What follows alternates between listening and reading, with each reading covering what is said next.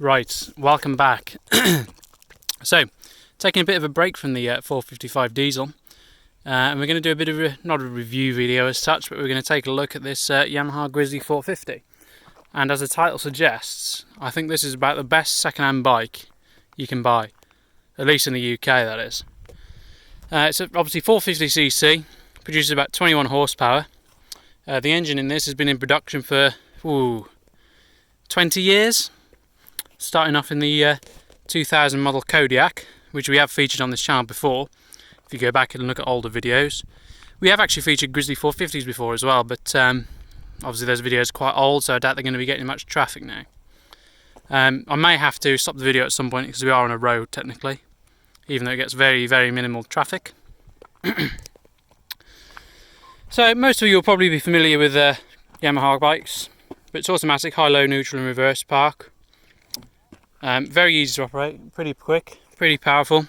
500 kilo towing limit from a factory fitted ball hitch. 4-wheel drive, switchable to and 4-wheel drive, as well as diff lock on your little lever here. So they've all got a digital display. So if that'll load up a second, which has got your 4-wheel drive indicator, comes with a clock and hour meter. These machines go on for pretty much ever. I mean, if we look at the hours that's on this one, let's see the other little button here. So we've got 2,582 hours on this, and we've got how many miles? 10,000 miles. So reasonably high for a bike. I've seen higher, but they do plod on pretty much forever. They don't tend to burn a lot of oil, and if they do, it's not a big job to change rings in them. In fact, I think I have got a video where we changed the rings in a Kodiak, which is the same engine. What else can I say about it? Durability. These things last pretty much forever. The only things you have to look out for are wet clutches burning up in them. CVT, it's a wet clutch that expands when you rev the bike, which drives the belt up and down. Not up and down, but it squeezes the belt in, which tightens it and makes you go quicker. I'll do another video explaining CVTs when I've got one apart at some point. Pretty much the only other things that I've ever seen go wrong with one of these Grizzlies are the drive seals for a start, the back of the gearbox. So your seal in there, tango on them. And also another not too common fault, but one that I've experienced in the past, is your drive shaft that comes from your transmission or transfer box. The splines can strip out on them. They do that quite readily. Luckily they make out the shaft out of a much harder steel, so you only have to change the actual UJ end. The belts themselves, although I've said about the wet clutch, the belts themselves do tend to last pretty much forever.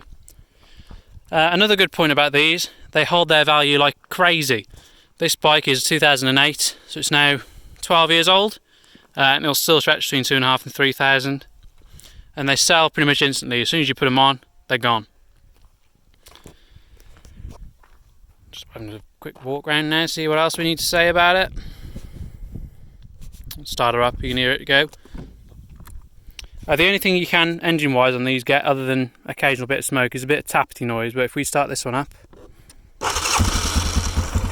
start straight away, no tapping at all. Pretty sound motor in these, as I say. Just knock that choke off and she'll idle back down. They've got a top speed of about 55. I'll get there pretty readily as well. I'll go through pretty much anything. This one's got some aftermarket shocks on it, coilovers, fully adjustable. I presume they've been put on there because the original one's snapped. So yeah, we'll hop on and we'll take a quick ride.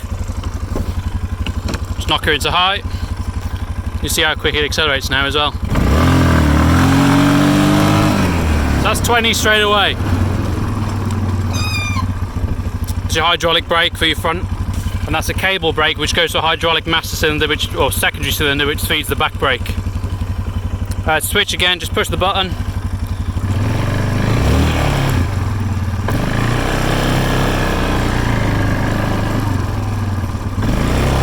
And you're in 2-wheel drive. Just take a little bit of a distance to actually turn off. Got a 12-volt auxiliary socket there. This particular bike I've not had to do much on at all.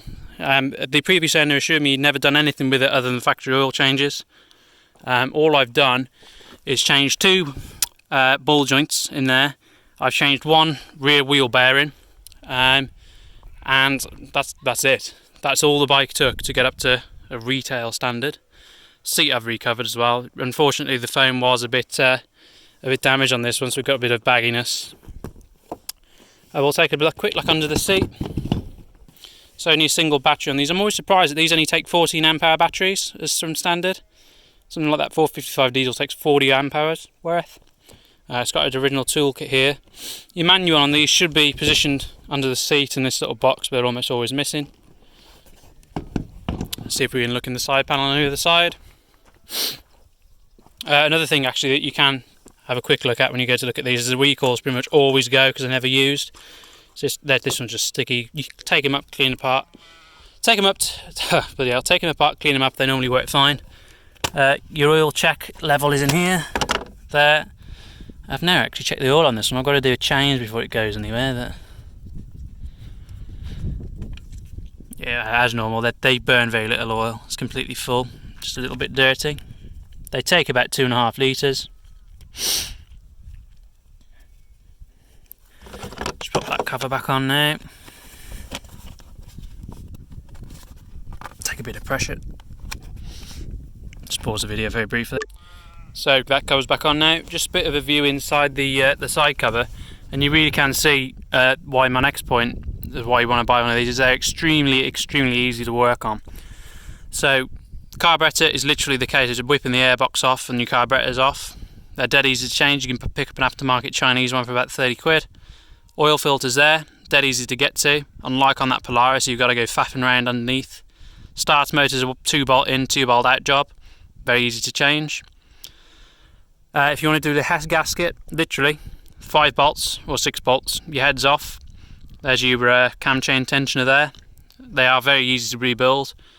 On these, unlike some bikes, your whole cylinder jug comes off. So this part contains your cylinder, and your cylinder goes up and down in this.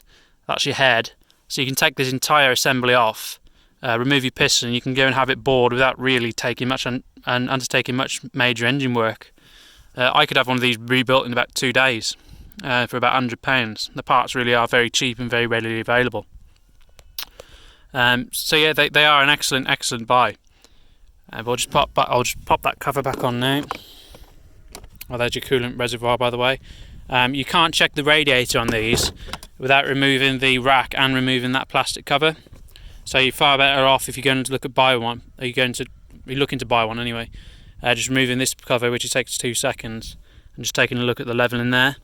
Give you a good idea if it's been overheated or not.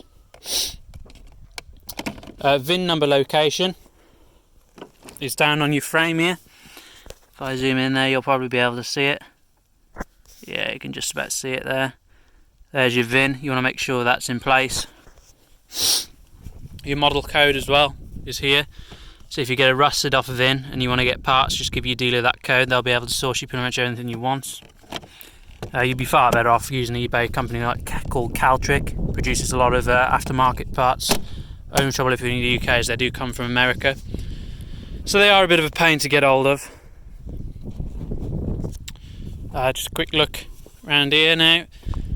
So if you've ever got one of these that doesn't run, they're a very simple system. You've got your I forgot what it's called now, but you've got your armature and your trigger coil down there, just behind your recoil. So that provides all your charge and your spark timing. That comes up to your CDI box here. CDI boxes don't tend to go. If you have got one that's broken, I have 2, I'd more than happily sell you. You've got your 4-wheel drive relays here. One is for your 4-wheel drive switch and one is for your diff lock switch. There's your fuse box. You've got a 4-wheel drive fuse in there, so if your 4-wheel drive switch does nothing, then more than likely your fuse is gone. These little numbers you might be seeing everywhere, an aftermarket company called Data Tag. They'll tag your bike for you.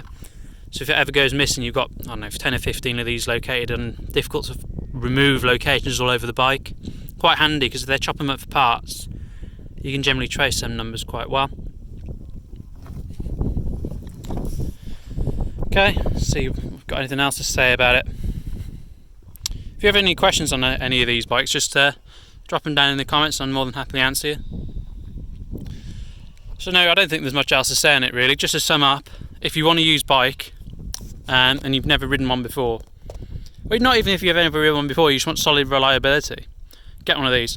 Because even if you're scammed and you buy a crap one, fixing it isn't going to be an expensive or a difficult job. If you're in the UK, give me a bell and I'd more than happily try and source you one or help you repair it anyway.